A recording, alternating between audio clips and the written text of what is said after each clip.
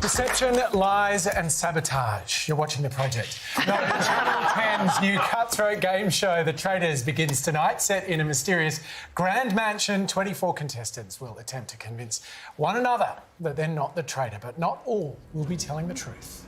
She wouldn't be able to backstab me. Yes, I would.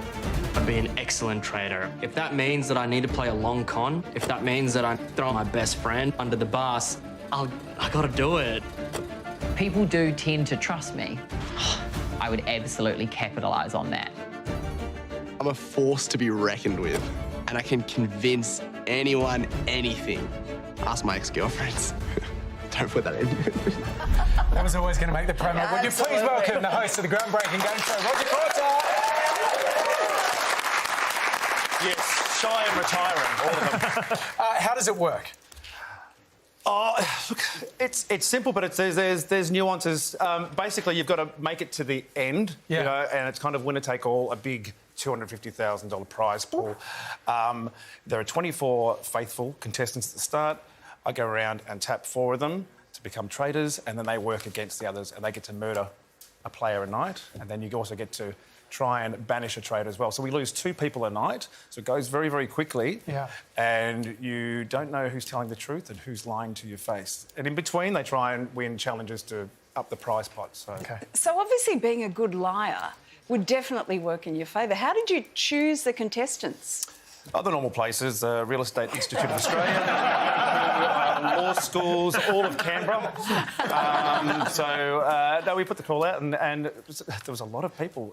So they put their hand up, they're like, "Hi, I'm a fantastic liar. No one should trust me in my everyday life. I'm so dishonest, please put me on your show." Yeah. You see, Lisa's asking because she wants a role in the next season. There has been an office discussion today. The conclusion was Lisa would be the best. It's because I play a game with the wider family every Christmas called Mafia that has got this whole vibe. And it is the best game to play because you think you trust someone and then you realise that they're actually innocent and you've been targeting the wrong person. Yeah, we had a few people there's a few games like that and they were supposed experts at it, so that's why they chose to go on the show. But the pressure is a lot different for 3 hours after a dinner party compared to if you go deep into this game, you're there for a month and that's all you're playing. Wow. So the cracks start to show after that. So I know a thing or two about being stuck in a mansion with nowhere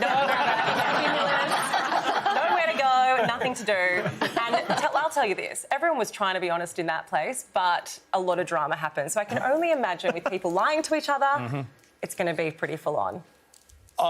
Yeah, and there's lots of personality clashes, you know, as you know, with throwing people together.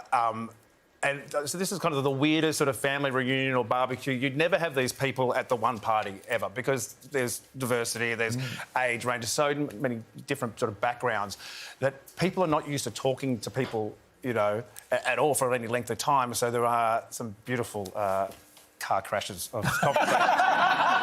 But how good are we talking in terms of actually people's lying ability? Like, how good were they at lying? And some people are stone cold. Like, it is a brilliant skill to have, I suppose. You know, not with your friends or your boyfriend. Yeah, because our 4 traitors have to not let on that they're traitors for the whole game. So they befriend people, and what becomes hard is I think people actually do start to bond and it's an accelerated friendship because you're locked in this place with these people. And so after 2 or 3 weeks, you become quite close. And then they're like, oh, yeah, but I just stab you in the back as soon as I got an opportunity to win the money. So you're the host of the show. Obviously, you've got a history of acting and whatnot. How would you go as a liar, as a traitor in the midst? Hopeless. Absolutely hopeless. That's obviously what a liar would say. Yeah.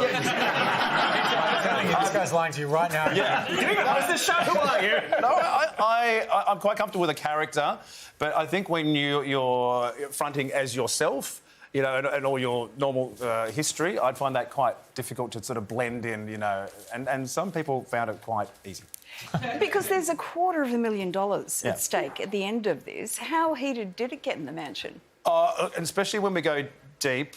Look, I think at the top when there's 24 contestants and there's a lot of energy in the room, it's a different kind of energy of a show at the top. And then we go deep and then you cut to under 10 and some people start to go, hang on, I'm getting pretty close. This is actually a reality. And as we go on, the game faces, you know, just really start to come on because they know it could change. And for some people, they were quite open with the fact that this money will could change their life. Oh, that makes it harder. Well, the Traitors begins tonight on Network 10 and on 10 Play right after the project. You try and pick the liars. Would you please thank Rodger?